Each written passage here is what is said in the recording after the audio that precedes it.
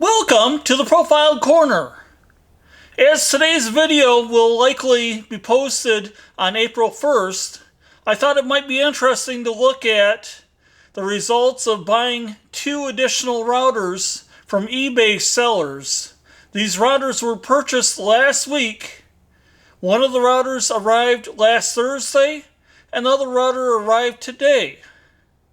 I've already unboxed these routers on camera, and I'll be showing you that footage shortly, but I thought that to get your attention, this is the box that one of the routers arrived in as it arrived in at the post office. I didn't actually have to remove the router from the box even. So stay tuned to that. This is kind of a warning for buying pretty much anything from eBay. You don't always get what's advertised, and sometimes you get better than what's advertised, but not often. So take a look at these video clips of me unboxing the 2 routers and enjoy. This was just listed with a pay now price. It was not an auction. I bought this 2.25 horsepower router. It was finally reduced for me down to about $228 plus about $10 for shipping. The person said that this had been sent in to Milwaukee and the motor was repaired. There weren't a lot of other details provided. As you can see, the case that it came in is quite faded. It should be a bright red color.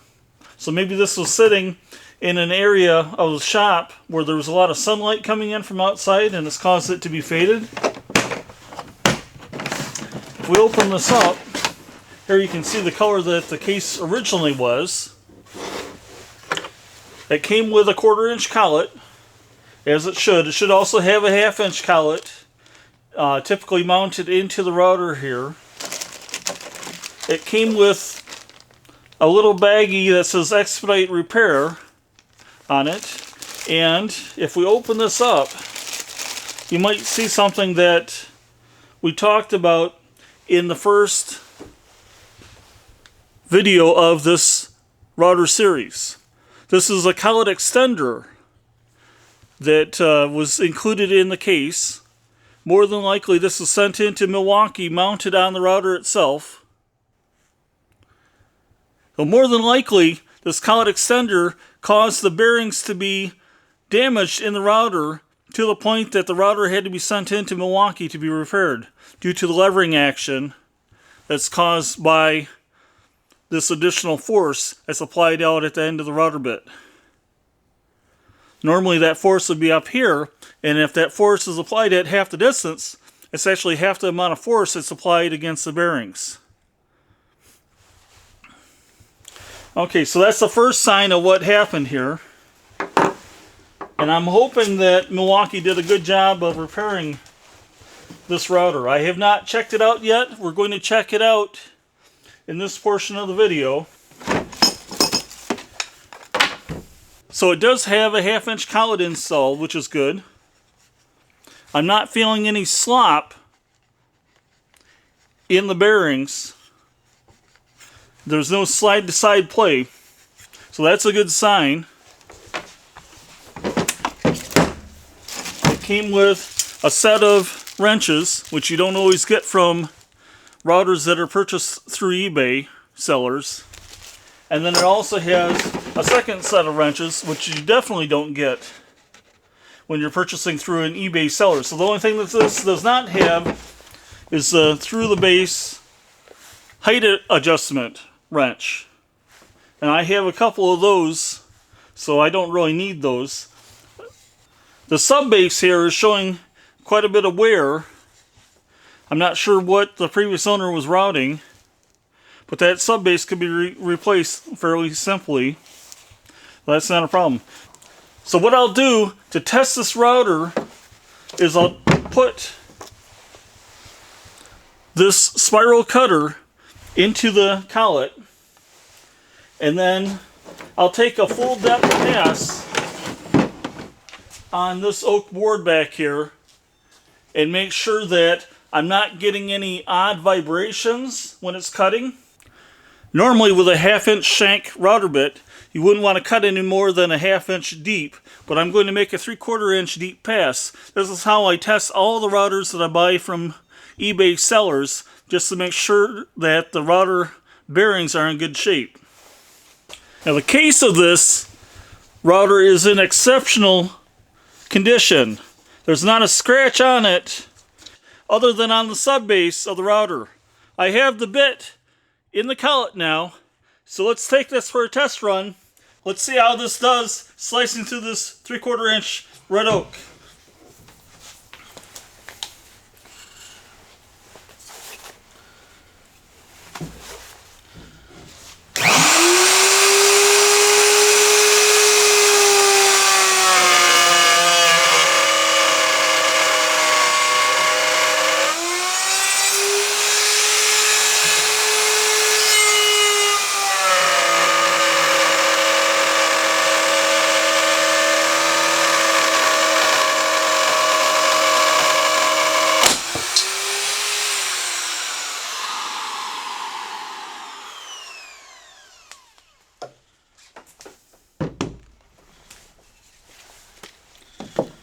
That seemed to do a pretty nice job. I was getting just a little bit of vibration out of it. A little more than what I was expecting. I'm not sure if it's because this piece was in the process of breaking off, or if it was something to do with the router bearings. Let's try it again here. Let's see if it works with less vibration this time. There was only a little bit of vibration. It wasn't that bad.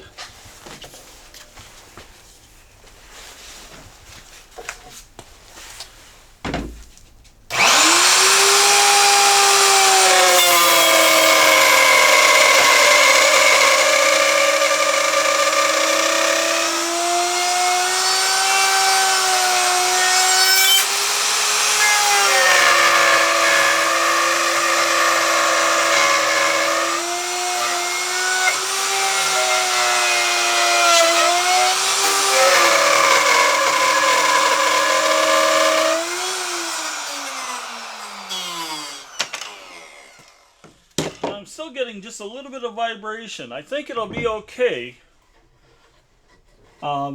It is producing a fairly smooth cut, which is good.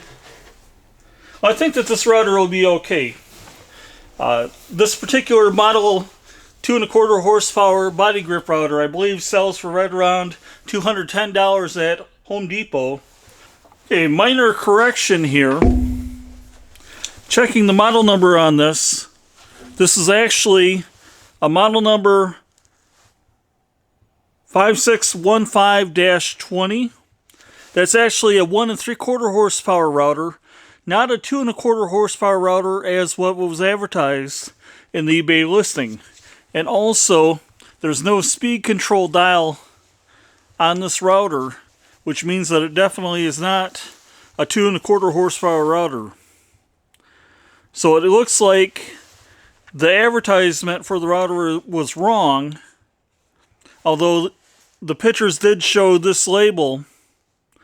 So it's a little bit difficult to say whether or not I got taken advantage of on this deal or not. The deal was actually $128 with free shipping rather than what I stated earlier.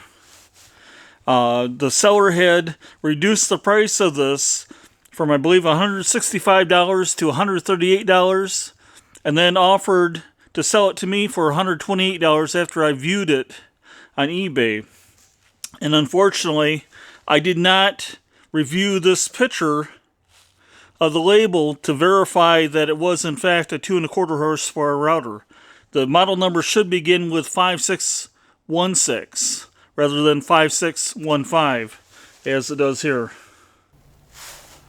Here's the second router that I ordered from an eBay seller recently.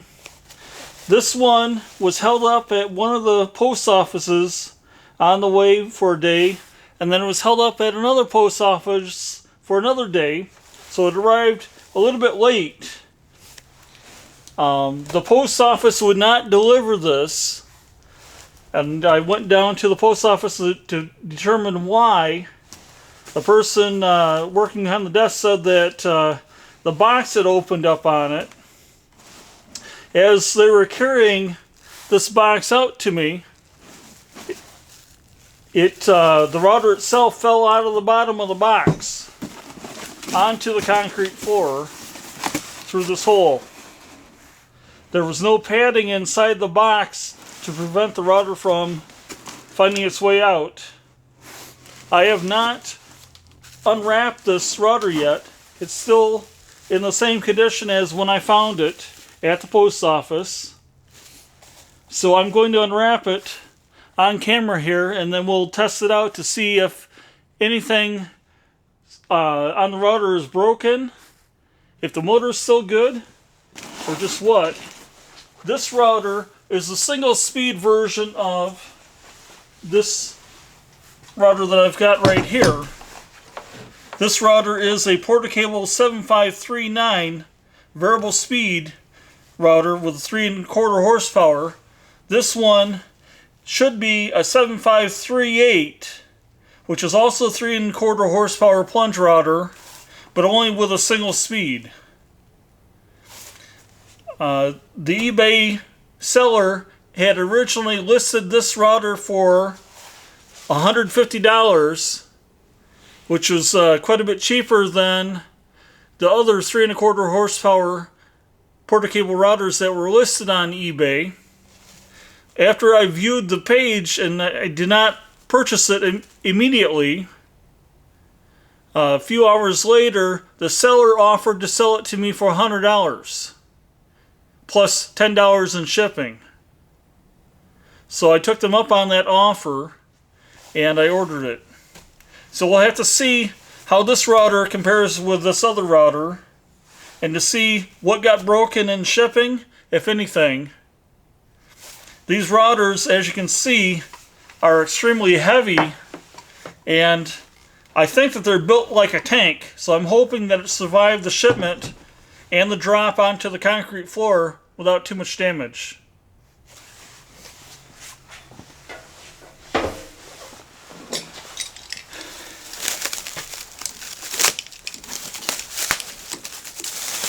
And this was only wrapped in this saran wrap. No other padding in the box.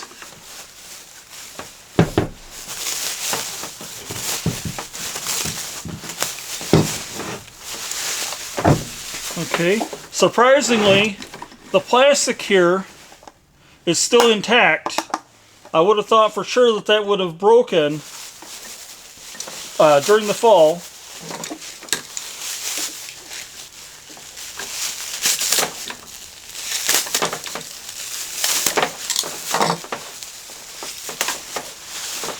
Some days you want peanuts, I guess, in your packages, and today would have been a good day for that. Okay, so we're missing a rod here that's supposed to be used to set the depth of cut. Let's see on this router.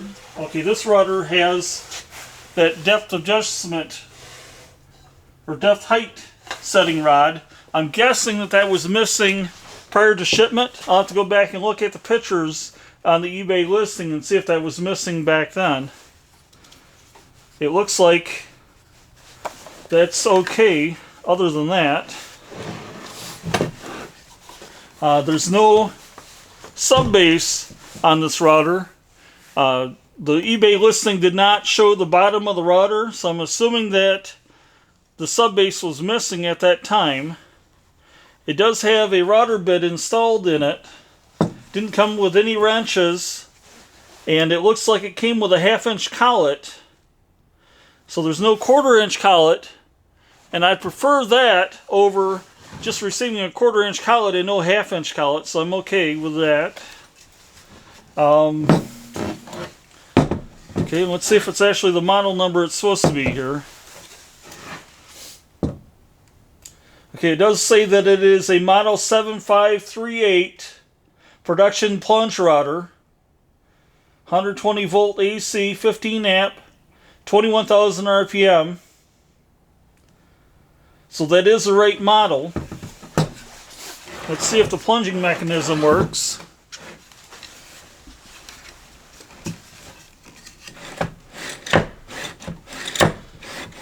Okay, does it stop partway? Okay, it does. That's a good sign.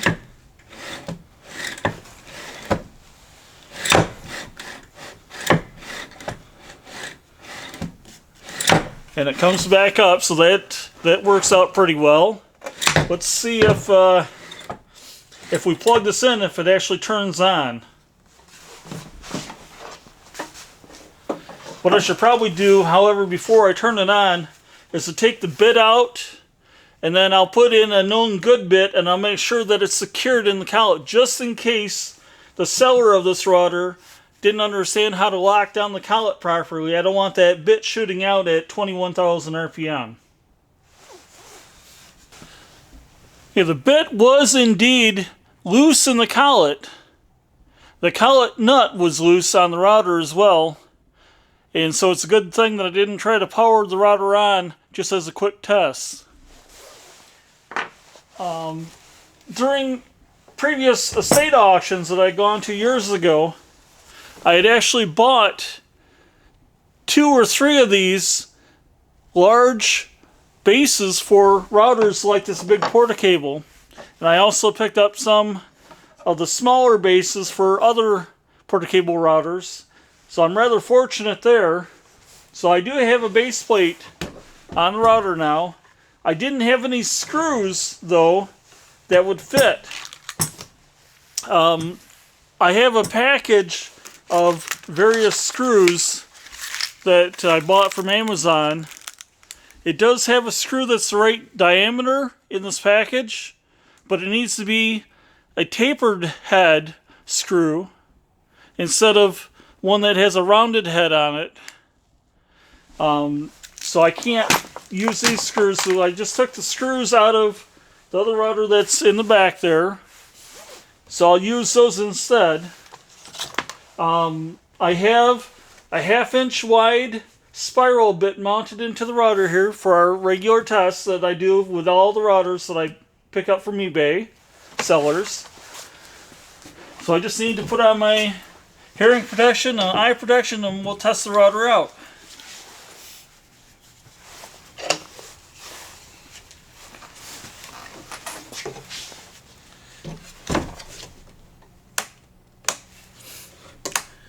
Okay, so nothing's happening when I hit the trigger switch. So that may be a bad sign.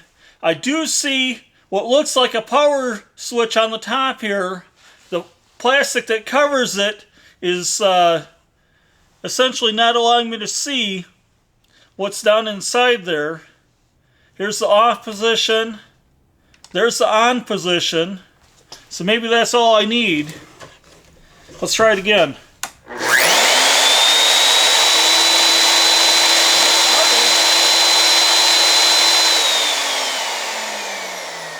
It did start, so that's a positive sign.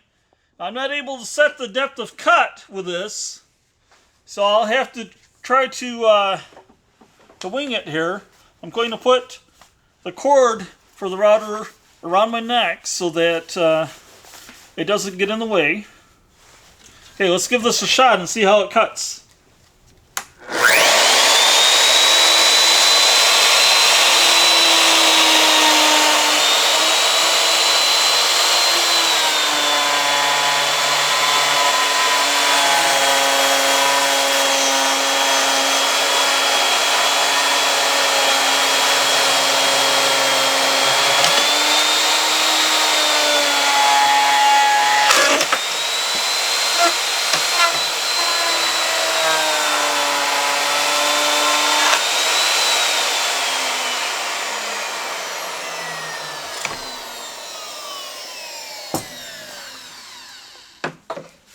Okay, a couple observations here.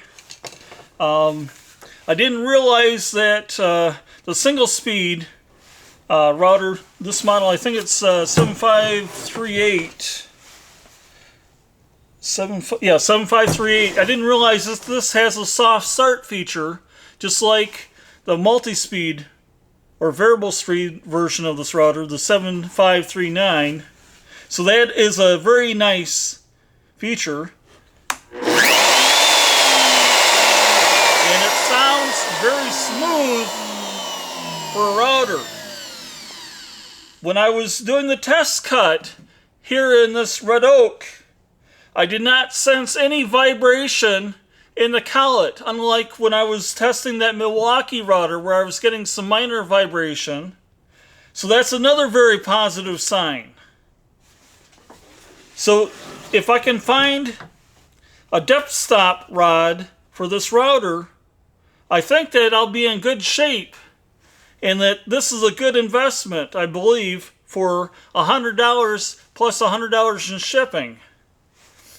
I believe I mentioned already that these 3¼ horsepower portacable routers, for some reason they're listed for over $300 quite commonly on eBay as a buy it now price. So I think that I did okay with this one. That's all for today. Thanks for watching. Bye.